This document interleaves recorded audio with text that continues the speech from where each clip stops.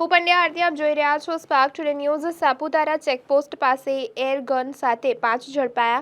ડાંગ જિલ્લાના સાપુતારા ચેકપોસ્ટ પાસે એરગન સાથે 5 ઝડપાયા। કુલ 10 લાખનો મુદ્દામાલ જપ્ત કરી કાયદેસરની કાર્યવાહી હાથ ધરવામાં આવી છે।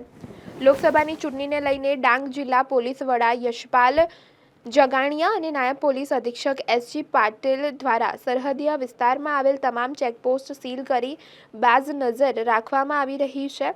જેમાં આજરોજ સાપુતારા ચેકપોસ્ટ પર સાયબર ક્રાઇમ સેલના પીએસઆઈ એલ.એમ. ચૌધરીએ સુપરવિઝન હાથ ધરી વાહન ચેકિંગની કામગીરી હાથ ધરી છે।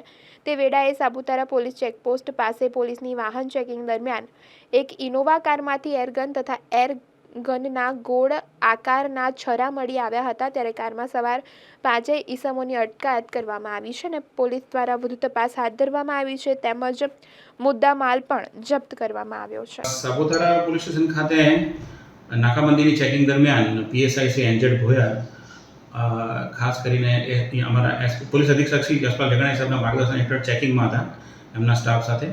ત્યારે દરમિયાન નાસિક ચાંદોડના કેટલાક ઇનોવા ક્રિસ્ટા ગાડીને આવેલા હતા।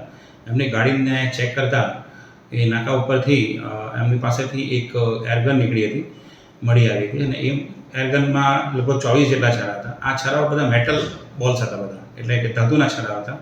એ છરાને કારણે જો એરગનનો ઉપયોગ કરવામાં આવે તો ચોક્કસપણે ગંભીર ઇજા પહોંચાડી શકે એવી આ એરગન હતી।